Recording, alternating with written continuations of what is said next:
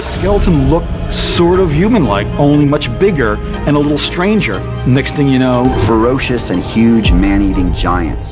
பல நூறு வருஷங்களுக்கு முன்னாடி இந்த உலகம் எப்படி இருந்தது, பழங்கால மக்கள் எப்படி வாழ்ந்தாங்க, எந்த மாதிரியான விஷயங்களை பயன்படுத்தினாங்கிறத தினம் புதுசா வெளியே வர தொழில் கண்டுபிடிப்புகளை வச்சு தான் தெரிஞ்சுக்க முடியுது. அதுல பல ஆர்கியாலஜிக்கல் டிஸ்கவரிஸ் ஆச்சரியமானதாகவும் நம்ப முடியாத அளவுக்கு இருந்தாலுமே சில கண்டுபிடிப்புகளுக்கான விளக்கத்தை சயின்டிஸ்டாலையும் அகழ்வாராய்ச்சியாளர்களாலேயுமே கூட கொடுக்க முடியறதில்ல. அப்படியான ஸ்ட்ரேஞ்சான டிஸ்கவரிஸ் பத்தியும் மிஸ்டீரியஸான கடந்த கால விஷயங்கள் பத்தியும் தான் இன்னைக்கு நம்ம தமிழ் அல்டிமேட் சேனல்ல பார்க்க போறோம். வழக்கம் போல இன்னைக்கான வீடியோவும் இன்ட்ரெஸ்டிங்கான ஒன்னாவே தான் இருக்கும். சோ வீடியோவை கடைசி வரைக்கும் பார்த்து முடிச்சதும் கண்டிப்பா ஒரு லைக் கொடுங்க. அதோட இந்த சேனலை இப்பதான் நீங்க முதல் தடவை பார்க்கறதா இருந்தா கீழே இருக்கிற அந்த சப்ஸ்கிரைப் பட்டனை கிளிக் பண்ணி பெல் நோட்டிபிகேஷனையும் எனேபிள் பண்ணி வச்சுக்கோங்க. அப்பதான் நம்ம சேனல் அப்டேட் ஆகிற ஒவ்வொரு விஷயமும் உங்களுக்கு உடனடியா தெரிய வரும். வாங்க இப்ப டாபிக் உள்ள போகலாம். Ritual goddess. உக்ரைன்ல இருக்கிற வெர்டிபா குகை பகுதியோட ஆழமான உட்பகுதியில தொல்லியல் ஆராய்ச்சியாளர்கள் சில தொன்மையான சடங்குகளுக்கான கலைப்பொருட்களை சமீபத்துல கண்டுபிடிச்சிருந்தாங்க. தொடர்ந்து ஆராய்ச்சி பார்த்ததுல அது குகுட்டேனி டைபீலியாங்கிற பண்டைய நாகரிகத்தை சேர்ந்த மனிதர்களோடதுங்கிற விவரம் தெரிய வந்திருந்தது. இந்த மர்மமான பழமையான நாகரிகத்தை சேர்ந்தவங்க கிழக்கு ஐரோப்பிய பகுதிகளில் 7500 வருடங்களுக்கு முன்னாடி இருந்தே வாழ்ந்து வந்ததா சொல்றாங்க. ரொமேனியா, மால்டோவா, உக்ரைன் உள்ளிட்ட பகுதிகளோட மலைப்பகுதிகளை ஒட்டின நிலப்பரப்புல 3000 வருடங்களுக்கு முன்னாடி இந்த இனம் அதிக அளவுல வாழ்ந்ததா சொல்லி அகழ்வாராய்ச்சியாளர்கள் குறிப்பிட்டிருக்காங்க. இந்த குகுட்டேனி டைபீலியா இன மக்கள் கிட்ட ஒரு மர்மமான வினோதமான பழக்கம் இருந்தது. அதாவது ஒரு குழுவா சேர்ந்து குறிப்பிட்ட ஒரு பகுதியில் இருந்த இந்த இனத்தை சேர்ந்த மக்கள் ஒரு கிராமத்தை உருவாக்குவாங்க. ஆனா அப்படி உருவாகி வாழ்ந்து 80 வருஷ காலம் முடிவுல அந்த கிராமத்தையே மொத்தமா எரிச்சு மண்ணுக்கடியில புதையிற மாதிரி செஞ்சிருவாங்க. அகழ்வாராய்ச்சியாளர்களோட ஆராய்ச்சிப்படி இந்த சேம் பேட்டர்ன் பல காலங்களா தொடர்ந்துகிட்டே இருந்திருக்கு. அதுக்கு ஆதாரமா அது மாதிரியான நிறைய பகுதிகளை மண்ணுக்கடியில இருந்து அகழ்வாராய்ச்சி மூலமா கண்டுபிடிச்சிருக்காங்க. எதுக்காக இப்படி செஞ்சாங்கிறதுக்கான காரணம் தெளிவா தெரிய வரலனாலும் இங்கிருந்து செட்டப்பை எல்லாம் பாக்குறப்போ ஏதோ ஒரு சமய சடங்குக்காக இப்படியான பழக்க வழக்கத்தை இந்த பண்டைய மக்கள் ஃபாலோ பண்ணி இருக்கிற மாதிரி குறிப்பிட்டிருந்தாங்க அகழ்வாராய்ச்சியாளர்கள். The Serpent Cults. உலகம் முழுக்க வாழற மக்கள் அவங்கவங்க நம்பிக்கைக்கு தகுந்தபடி ஏதாவது ஒரு கடவுளை வழிபட்டுக்கிட்டே தான் வராங்க. அதனுடைய விளைவா தான் ஹிந்து, கிறிஸ்டியன், முஸ்லீம், புத்திசம்னு மதம் சார்ந்த நம்பிக்கைகளும் கலாச்சாரங்களும் உலகம் முழுக்க உருவானதுன்னே சொல்லலாம். ஆனா இதுல ஒரே ஒரு வழிபாடு மட்டுமே பல நூறு வருஷங்களுக்கு முன்னாடி இருந்த எல்லா காலத்திலையும் உலகத்தோட எல்லா பகுதிகளிலுமே பொதுவான ஒன்னாவே இருந்துட்டு வந்திருக்கு. அதுதான் ஸ்னேக் வர்ஷிப்ங்கிற இந்த பாம்பு வழிபாடு. பாம்பை கடவுளா வழிபடுற முறை இந்தியாவில் மட்டுமல்ல மொத்த உலகத்துக்குமே பொதுவானதா தான் இருந்திருக்கு. கிமு 500ஆம் காலத்தை சேர்ந்ததா கண்டுபிடிக்கப்பட்ட டெட் சீ ஸ்க்ரோல்ஸ்ல குறிப்பிட்டபடி யூதர்கள் பாம்பு வழிபாடு செஞ்சதுல தொடங்கி இந்தியா, வியட்நாம், பண்டைய மெசபடோமியா, பேகன் இனத்தை சேர்ந்தவங்க, பர்மா, அப்படி இப்படின்னு பல பகுதி மக்களும் பாம்புகளை பல காலங்களாவே தெய்வமா வணங்கின வரலாறு உண்டு. தி டார்க் வாட்சர்ஸ். கலிபோர்னியாவோட சாண்டா லூசியா மலைப்பகுதியை ஒட்டி மர்மமான சில உருவங்கள் நடமாடுறதா அந்த பகுதிக்கு போன பல மனிதர்களுமே சொல்லியிருக்காங்க. கண்கள்ல மட்டுமே ஒளி தெரியற கருமையான மனித நிழல் உருவங்களை நேரில் பார்த்ததா பல பேரும் பதிவு பண்ணியிருந்ததுனால கலிபோர்னியாவோட குறிப்பிட்ட இந்த மலைப்பகுதி அமெரிக்காவோட மிஸ்டீரியஸான பிளேசஸ்ல ஒன்னாதான் இன்னைக்கு வரைக்கும் இருந்துட்டு வருது. இருந்தாலுமே இதை பத்தி இன்னும் கொஞ்சம் தெளிவா தேடி பார்க்கறப்போ அது அமெரிக்கா பகுதிகளில் ஸ்பானிய குடியேற்றங்கள் நடந்த சமயத்துல அந்த பகுதி மக்களால் சொல்லப்பட்ட நாட்டுப்புற கதைகள் ஒண்ணுங்கிற மாதிரியே விவரங்கள் தெரிய வந்தாலும் நிகழ்காலத்திலையும் இங்க சில அமானுஷ்யமான உருவங்கள் தென்படுறதாவும் சந்தேகத்திற்குரிய நடமாட்டம் இருக்கிறதாவும் மக்கள் குறிப்பிடுற விவரங்கள் தான் இந்த பகுதியை இன்னமும் மிஸ்டீரியஸான பிளேஸா மாத்தி வச்சிருக்கு. இன்னும் சொல்ல போனா இந்த மாதிரியான நாட்டுப்புற கதைகளும் நேர்ல மர்ம மனித உருவங்களை பார்த்ததா சொன்ன சம்பவங்களும் ஸ்காட்லாண்ட்லயும் ஐரோப்பிய பகுதிகளிலும் இமயமலை பகுதிகளிலும் பிக் ஃபுட், எட்டிங்கிற பலவிதமான பெயர்கள்ல பதிவு பண்ணப்பட்டிருக்கு. அதோட இதுங்கெல்லாம் இன்னமும் இந்த உலகத்தோட விடை தெரியாத மர்மங்கள்ல ஒன்னாவும் இருந்துட்டு வருது. Aliens in Mexican cave.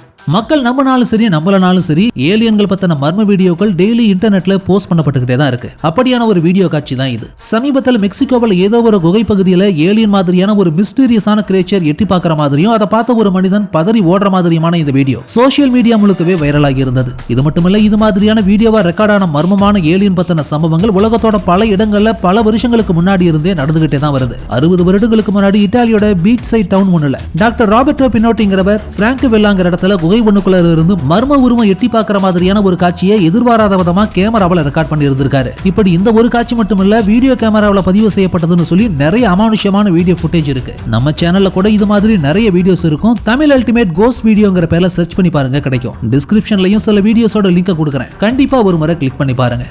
The வேர்வூல்ஃப் of ஆன்ஸ்பாக்.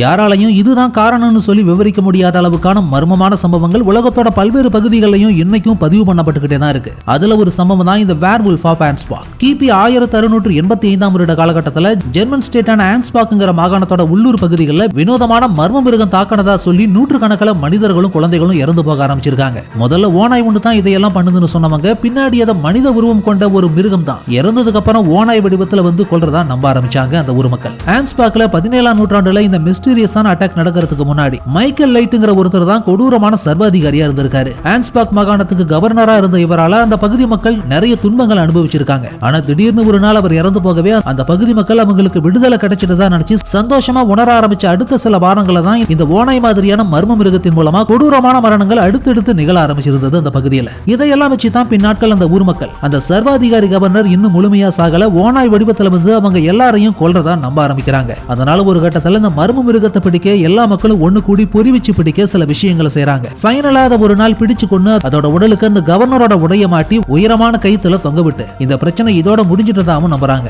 உண்மையில அவங்க பிடிச்சு கொண்டது ஓநாயவே இருந்தாலும் உண்மையில அவங்க அந்த கவர்னரை தான் கொண்டதா நினைச்சு கொண்டாட ஆரம்பிக்கிறாங்க அந்த மக்கள். இப்படி நிறைய மூட நம்பிக்கைகளும் கட்டுக்கதைகளும் நிறைஞ்சதா தான் இருந்திருக்கு இடைக்கால ஐரோப்பிய வரலாறு.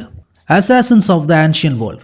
ஏன் எதுக்குன்னு கேள்வி கேட்காம அதிகாரத்தில் இருக்கிறவங்க சொன்னதும் இன்னொரு மனுஷனை கொல்ற கூலிப்படைய அசாசின்ஸ்னு சொல்லி நீங்க கேள்விப்பட்டிருக்கலாம். பல நூறு வருஷங்களாவே இந்த மாதிரியான குரூப்ஸ் இருந்தாலும் ஜெருசலம் உள்ளிட்ட புனித நலங்களை இஸ்லாமியர்கள் கிட்ட இருந்து மீட்கிறதுக்காக கிரசேட்ஸ்ங்கிற மதம் சார்ந்த சிலுவை போர்கள் நடந்த 11ஆம் நூற்றாண்டு காலகட்டத்தில் உருவான ஆர்டர் ஆஃப் அசாசின்ங்கிற குரூப் தான் கொடூரமான ஃபர்ஸ்ட் அசாசின் குரூப்பா அறியப்படுறாங்க. இந்த குரூப்ல இருந்த மனிதர்கள் அழைக்க பயன்படுத்தின அசாசியூன்ங்கிற வார்த்தையில இருந்து தான் அசாசின்ங்கிற இப்போ நம்ம பயன்படுத்துற இந்த வார்த்தை உருவானது. இந்த அசாசின்ஸ் யாருன்னு பாத்தீங்கன்னா இவங்க ஷியா முஸ்லீம்ல ஒரு பிரிவான இஸ்மாயிலிங்கிற பிரிவை சேர்ந்தவங்க. கிபி 1090 இருந்து 1275 ஆண்டுகளுக்கு இடையில சிரியா மற்றும் ஈரானுக்கு இடைப்பட்ட உயரமான மலைப்பகுதிகளில் கோட்டைகளை உருவாக்கி ரகசியமா வாழ்ந்த இவங்களோட முக்கியமான வேலையை இஸ்லாம் அரசாங்கத்துக்கு எதிரியா யாரெல்லாம் இருக்காங்களோ அவங்களை எல்லாம் அவங்க கத்துக்கிட்ட கொடூரமான சண்டை பயிற்சி மூலமா கொல்றதுதான் அவங்களோட முக்கியமான வேலையாவே இருந்தது. இப்படி இவங்க என்னதான் தந்திரமா செயல்பட்டு தங்களோட எதிரிகளை கொண்டாலுமே வல்லவனுக்கும் வல்லமை இந்த உலகத்துல உண்டுங்கிற வார்த்தைக்கு ஏத்த மாதிரி 13ஆம் நூற்றாண்டுல மங்கோலிய பேரரசோட படையெடுப்பின் போது இந்த நிசாரி இஸ்மாயிலிங்கிற மதப்பிரிவு முற்றிலுமா அளிக்கப்பட்டது. மார்க்கோ போலோ உள்ளிட்ட பயணிகளோட குறிப்பில இவங்களை பத்தி நிறைய குறிப்பிடப்பட்டிருக்கு. இருந்தாலுமே இந்த நிசாரி இஸ்மாயிலிங்கிற இந்த ஷியா முஸ்லீம் பிரிவை சேர்ந்த அசாசின்ஸ் மக்களோட மக்களா ரகசியமா வாழ்ந்துட்டு வரதாகவும் சில விஷயங்கள் சொல்லப்படுறது. The bubonic plague victim. வரலாற்றில் இதுவரைக்கும் பதிவு செய்யப்பட்ட கொள்ளை நோய்கள்லயே மிக கொடூரமானதும் பல ஆயிரம் மக்களை காவு வாங்கினதுமான டிசீஸ் எதுன்னு கேட்டா இடைக்கால நூற்றாண்டுல பல ஆயிரம் ஐரோப்பிய மக்களை காவு வாங்கின இந்த பிளேக் நோய் தான். இந்த பிளேக் பத்தின டீட்டெயிலான விஷயங்களை ஏற்கனவே ஒரு வீடியோவில் தெளிவா நம்ம பார்த்திருப்போம். பார்க்காதவங்க யாராவது இருந்தா அந்த வீடியோவுக்கான லிங்கை டிஸ்கிரிப்ஷன்ல கொடுக்குறேன், கண்டிப்பா கிளிக் பண்ணி பாருங்க. இப்படிப்பட்ட இந்த பிளேக் தொற்று இன்னைக்கு எங்கேயுமே பெருசா கண்டுபிடிக்கப்படல. அப்படியே கண்டுபிடிக்கப்பட்டாலும் இன்னைக்கு இருக்கிற அட்வான்ஸ்டான மெடிசன்ஸ் மூலமா அதை ஒழிச்சிட முடியும். ஆனா இந்த பிளேக் பத்தி நமக்கு புதுசா கிடைச்ச தகவல் என்னன்னா 14 மற்றும் 15ஆம் நூற்றாண்டுல ஐரோப்பாவை பாதிச்ச இந்த பிளேக்கோட ஃபர்ஸ்ட் விக்டிம், அதாவது முதல்ல பாதிச்ச மனிதனோட தடயங்களை கண்டுபிடிச்சிருக்காங்க ஆராய்ச்சியாளர்கள். லாட்வியா மற்றும் ஜெர்மனியை சேர்ந்த ஆராய்ச்சியாளர்கள் பிளேக் நோய்க்கு காரணமான எர்சீனியா பெஸ்டிஸ்ங்கிற பாக்டீரியாவை லாட்வியா பகுதியில் 5000 வருடங்களுக்கு முன்னாடி வாழ்ந்த ஒரு மனிதனோட தொல்லியல் எச்சங்கள்ல இருந்து கண்டுபிடிச்சிருக்காங்க. அப்படின்னா இந்த பிளேக் 14ஆம் நூற்றாண்டுல உருவாகல, அதுக்கும் பல நூறு வருஷங்களுக்கு முன்னாடி இருந்தே இந்த பூமியில உருவாகி இருந்த விஷயம் புதுசா தெரிய வந்திருக்கு. 20 இருந்து 30 வயதுக்கு உட்பட்ட அந்த லாட்வியா மனிதன் எலி கடிச்சதனால இறந்து போயிருக்கலாங்கிற விஷயத்தை 18ஆம் நூற்றாண்டுகள்ல அவனோட எலும்புகள் கண்டுபிடிக்கப்பட்டவே ஓரளவுக்கு உறுதிப்படுத்தி இருந்தாலும் அதற்கடுத்த காலங்கள்ல அந்த தொல்லியல் தடயங்கள் காணாம போயிருக்கு. பின்னாடி ருடால்ஃப் வார்கோங்கிற ஆந்த்ரோபாலஜிஸ்டோட பிரைவேட் கலெக்ஷன்ஸ்ல இருந்த அந்த தடயத்தை கடந்த 2011ஆம் வருஷம் சயின்டிஸ்ட் கண்டுபிடிச்சு அதை ஆராய்ச்சி பண்ணப்பதான் அந்த மனிதனோட பற்கள் எலும்புகள்ல இருந்து ஜீனோமை சீக்வென்ஸ் பண்ணதுல அவன் பிளேக்கால பாதிக்கப்பட்டிருந்த விஷயத்தை உறுதிப்படுத்தி இருந்தாங்க. அப்படின்னா பரவக்கூடிய இந்த பாக்டீரியா ஏறத்தாழ 7000 வருஷங்களுக்கு முன்னாடி இருந்தே இந்த பூமியில உருவாகி இருந்த விஷயம் ஆராய்ச்சியாளர்களையே உரைய வைக்கக்கூடிய ஒன்னாதான் இருந்திருக்குன்னா யோசிச்சு பாருங்க. இந்த பிளேக் பாக்டீரியா எத்தனை 100 வருஷங்களா இந்த பூமியில வாழ்ந்துட்டு இருந்திருக்குன்னு. கூமா கிவி. பின்லாந்துல அடர்ந்த வனப்பகுதி ஒண்ணுக்குள்ள அடையாளம் காணப்பட்ட அதிசயமான பாறை தான் இந்த கூமா கிவி பாறை. ஒரு பாறையோட நுனியில இன்னொரு பாறையை தூக்கி பேலன்ஸ் பண்ணி நிக்க வச்ச மாதிரியான இந்த அமைப்பு பார்க்கிற எல்லாரையுமே பிரமிக்க வைக்கிற அளவுக்கு தான் இருந்தது. ஏறக்குறைய 20 அடி நீளம் 500 டன் எடை கொண்டதான இந்த பிரம்மாண்டமான பாறை 1000 வருடங்களாகவே இதே நிலையில இருக்கிறதா தான் குறிப்பிடப்படுது. யாரால எப்படி எதுக்காக இது இப்படி தூக்கி நிறுத்தப்பட்டதுங்கிறதுக்கான விவரம் இன்னும் ஆச்சரியமானதாகவும் மர்மமானதாகவுமே தான் இருக்கு. லூசி. 1974ஆம் வருஷம் எத்தியோப்பியா பகுதியிலிருந்து மனித பரிணாம வளர்ச்சியை இன்னும் தெளிவா புரிஞ்சுக்கிற விதமா 3.2 மில்லியன் வருடங்கள் பழமையான அடுத்த கட்ட பரிணாம வளர்ச்சியில இருந்த மனித இனத்தை சேர்ந்த எலும்புக்கூடும் மண்டையோடும் தொல்லியல் ஆராய்ச்சியாளர்களுக்கு கிடைச்சிருந்தது. லூசின்னு பெயர் வைக்கப்பட்டது. ஆஸ்ட்ரோலோபிதெகஸ் அஃபாரன்சிஸ்ங்கிற ஒரு இனமா வகைப்படுத்தி இருந்தாங்க. பாலியன்த்ரோபாலஜிஸ்ட் 3 அடி 7 இன்ச் உயரம் 64 பவுண்ட் வரைக்கும் எடை இருந்திருக்கலாம்னு கணிக்கப்பட்ட இந்த லூசியோட உடல் முழு மனித இனமா பரிணாம வளர்ச்சி அடைஞ்ச நிலையில் இல்லைனாலும் குரங்குல இருந்து மனித இனம் பரிணமிச்ச நிலையோட இடைக்காலத்தையும் ஹியூமன் ஆரிஜினையும் புரிஞ்சுக்க கிடைச்ச ஒரு முக்கியமான தொல்லியல் தடயமாவே அமைஞ்சிருந்ததுன்னு தான் சொல்லணும். சட்டன் ஹூ. எந்த ஒரு மொழியா இருந்தாலும் சரி, இனமா இருந்தாலும் சரி, ஒவ்வொன்றுக்கு பின்னாடியும் அது எங்க இருந்து உருவானதுங்கிறதுக்கு ஒரு சின்ன வரலாறாவது இருக்கும். அப்படி இருக்கிறப்போ இன்னைக்கு உலகம் முழுக்க பொதுவா இருக்கிற ஆங்கில மொழி ஆங்கிலோ சாக்சன்கிற இனத்தை சேர்ந்தவங்க கிட்ட இருந்து தான் உருவானது. பிரிட்டனோட தெற்கு மற்றும் கிழக்கு பகுதிகளை கிபி 5ஆம் நூற்றாண்டு வாக்கில் ஸ்காண்டினேவிய பகுதிகளான டென்மார்க், நார்வே, ஸ்வீடன் மாதிரியான இடங்கள்ல இருந்து வந்து ஆக்கிரமிச்ச குழுக்கள் தான் இந்த ஆங்கிலோ சாக்சன் மக்கள். பழங்குடிகளான இவங்க வாழ்ந்த பகுதியை ஆங்கிள் லேண்ட் அப்படின்னு சொல்லுவாங்க. அதுதான் பின்னாடி தெரிஞ்சு இங்கிலாந்து அப்படின்னு பெயர் மாற்றம் அடைஞ்சிருந்தது. அவங்க பேசின ஒரிஜினலான மொழியிலிருந்து உருவானது தான் இங்கிலீஷ்ங்கிற இந்த ஆங்கில மொழி. கிட்டத்தட்ட 10ஆம் நூற்றாண்டு வரைக்கும் இருந்த ஆங்கிலோ சாக்சன் பகுதிகளோட வரலாற்றை விளக்குற விதமா ஒரு தொல்லியல் ஆதாரத்தை இங்கிலாந்துல சஃபோல்க்ங்கிற இடத்துல இருந்து 1939ஆம் வருஷம் அகழ்வாராய்ச்சியாளர்கள் கண்டுபிடிச்சிருந்தாங்க. ஏதோ ஒரு காரணத்துக்காக அந்த பகுதியில் ஒரு நிலத்தை தோண்டினப்போ நிலத்துக்கடியில ஒரு பெரிய 88 அடி நீளம் இருந்த கப்பல் முன்னல பழங்கால ஆங்கிலோ சாக்சன் இனத்துக்கு சொந்தமான தங்கத்தாலையும் சில்வர்னாலையும் செய்யப்பட்ட விலைமதிப்பில்லாத ஆபரணங்களை ஒரு ஹெல்மெட்டோடையும் சேர்த்து புதைக்கப்பட்டிருந்த அந்த பொருட்களை ரெக்கவர் பண்ணியிருந்தாங்க. தொல்லியல் ஆராய்ச்சியாளர்களோட கருத்துப்படி இதெல்லாம் கிபி 6ஆம் நூற்றாண்டு வாக்கில் ஈஸ்ட் ஆங்கிலியாங்கிற பகுதி ஆட்சி செஞ்ச ரெட் வால்டுங்கிற கிங்கோட காலத்தை சேர்ந்ததுன்னு தெரிவிச்சிருந்தாங்க. ஆனா இது எல்லாம் ஏன் கப்பல் மாதிரியான ஒரு செட்டப் குள்ளார வச்சு புதைக்கப்பட்டதுங்கிறதுக்கான விவரம் மட்டும் மர்மமான ஒன்னாவே தான் இருந்தது. தி செராபியம் ஆஃப் அலெக்சாண்ட்ரியா.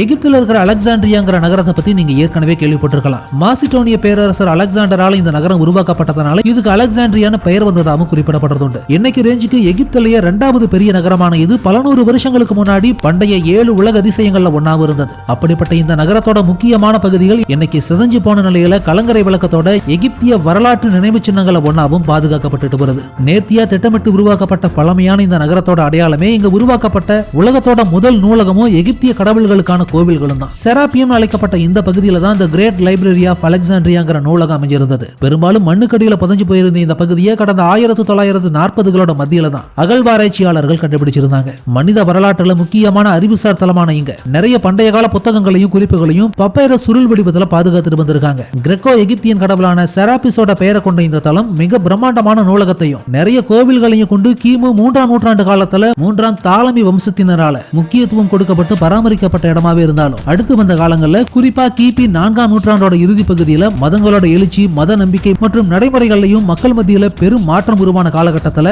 பின்வந்த நாட்களில் ஜூலியஸ் சீசர் கிறிஸ்டியன்ஸ் இஸ்லாமிய படையெடுப்பின் போதும் பலராலையும் இந்த நூலகம் நாசமாக்கப்பட்டு நெருப்புக்கு இரையானது. தி ஈஜிப்சியன் புத்தா.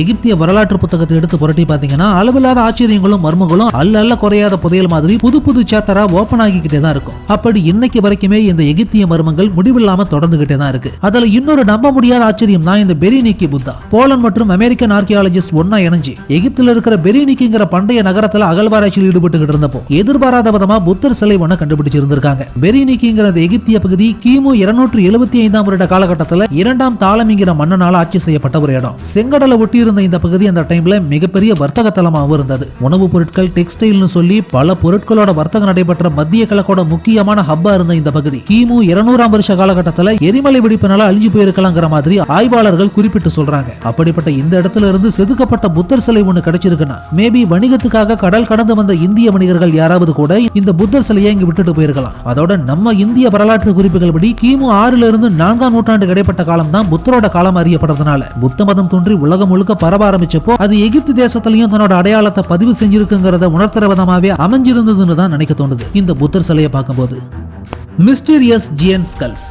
மனித பரிணாம வளர்ச்சியோட அடையாளமா உலகத்தோட பல்வேறு பகுதிகளில் இருந்தும் தொல்லியல் ஆராய்ச்சியாளர்களால வெவ்வேறு சைஸ்ல இருக்கக்கூடிய மனித மண்டை ஓடுகளும் எலும்புகளும் கண்டெடுக்கப்பட்டுக்கிட்டே தான் இருக்கு. காலப்போக்கில் மனிதனோட தலையும் உடலும் எப்படி பரிணாம வளர்ச்சியை சந்திச்சிருக்குங்கிறத மானுடவியல் ஆராய்ச்சியாளர்கள் இதன் மூலமா தான் தெரிஞ்சுக்கிட்டும் பதிவு பண்ணிக்கிட்டும் வராங்க. ஆனா மிகப்பெரிய ராட்சத மனிதர்களும் இந்த பூமியில வாழ்ந்திருக்காங்க. அதுக்கான ஆதாரம் தான் சொல்லியும் நிறைய புகைப்படங்களும் வீடியோக்களும் இன்டர்நெட்ல வைரல் ஆகிக்கிட்டே வருது இப்போ சமீப காலங்களா. அப்படியான சில அதிர்ச்சி தரக்கூடிய புகைப்படங்களை தான் இப்போ நம்ம பார்த்துக்கிட்டு இருக்கோம். இப்படியான தொல்லியல் ஆதாரங்கள் உண்மையிலேயே கண்டுபிடிக்கப்பட்டிருந்தா அது பிரமிப்புக்குரிய விஷயம் தான். ஆனா இதுங்களை பொறுத்த வரைக்கும் டிஜிட்டலி என்லார்ஜ் பண்ணப்பட்ட ஃபேக்கான புகைப்படங்களா இருக்கவும் வாய்ப்பு அதிகம். ஃபைனலி இந்த வீடியோ உங்களுக்கு பிடிச்சிருந்ததுன்னா லைக் பண்ணுங்க, கமெண்ட் பண்ணுங்க, ஷேர் பண்ணுங்க. அதோட இந்த வீடியோ உங்களுக்கு இன்ட்ரெஸ்டிங்கான ஒன்னாவும் இன்ஃபர்மேட்டிவான ஒன்னாவும் இருந்ததுன்னு நினைச்சீங்கன்னா கண்டிப்பா நம்ம தமிழ் அல்டிமேட் சேனலை சப்ஸ்கிரைப் பண்ணுங்க.